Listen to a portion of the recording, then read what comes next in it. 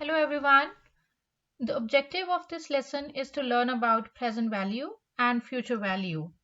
Whenever we borrow money, it grows with time at a certain rate. Let's consider the timeline where we borrow principal at a certain rate, say R, for a time period T. After the time period, we're going to pay amount which will be the sum total of principal and interest, right?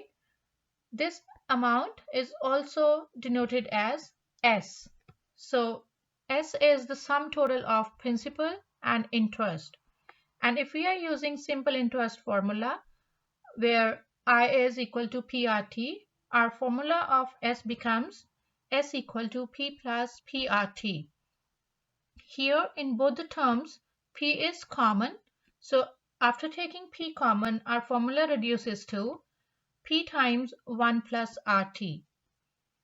Now P and S, they have another names. This P is also called as present value, and S or A is also called as future value or the maturity value, right? Now the formula to calculate future value is same as sum, because future value is another name of sum, right? So P times 1 plus RT is the formula to calculate future value. To calculate PV, we'll use the same formula. We'll keep P on one side to isolate it, and 1 plus RT will go on other side. So PV becomes FV upon 1 plus RT. So these are the two formulas we're going to use in calculating the present value and the future value. Let's learn how to apply these formulas in problems. My first question here is, if Jerry Lee placed 25,000 in 180-day term deposit with 9.25% interest per annum, how much would he have on the maturity date? Now let's write down the information first. So 25,000 is the present value. 180-day term deposit is time. We'll convert this into years by dividing by 365. And the rate of interest is 9.25% per annum. So this is our R, right? We need to figure out the amount on the maturity date. So future value is the question mark, right? So we'll use future value formula and plug in all the values here. Now the key to calculate this is start from 180.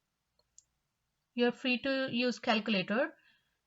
Input 180, then divide by 365, then times 0.0925 plus 1 times 25,000. This is how you can calculate the answer to this equation in one go using calculator. And your answer would be 26,140.41. My next question is, what is the present value of 1500 if the interest rate is 6% per annum and the time is 18 months? So we need to figure out the present value here, right? So present value is the question mark.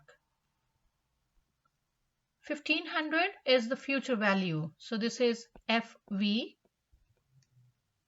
Rate of interest is 6%. So this is R. And time is 18 months. Our time should be in years, right? So if it says 18 months, we'll divide it by 12. R is 6%, which is 0.06 in decimals. Let's plug in all the values in present value formula. Okay. Now the key to calculate this equation is start from 18 divided by 12, then times 0.06 plus 1. Whatever the screen displays, now use 1 upon x feature on calculator to calculate the reciprocal, then times 1500. okay, and then times 1500. You will get the final answer of present value, which is 1376.1467. Now, the reason to pick 4 digits after decimal is I'm going to round off 2 digits after decimal, right? Now, my third digit 6 is greater than 5, so my second digit will go up. It becomes 1376 and 15 cents.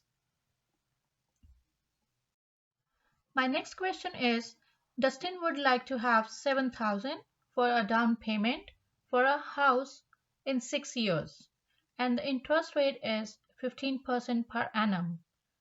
How much would she need to deposit today? So 7,000 is our future value. This is what we need in future, right? To make the down payment. And 6 years is the time. Rate of interest is 15%.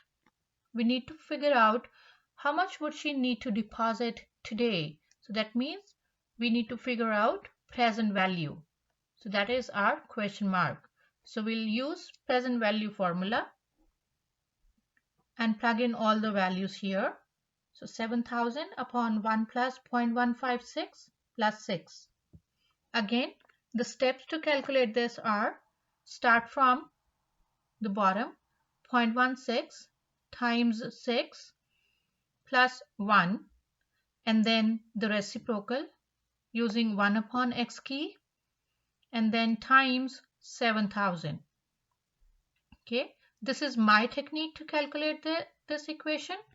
You can use another method too. So the final answer is 3,684.210. Now the third digit 0 is less than 5, so my second digit will stay as it is. So final amount is 3,684.21. This is the time to check your understanding. Please pause the video for 4 minutes and come back to see your answer.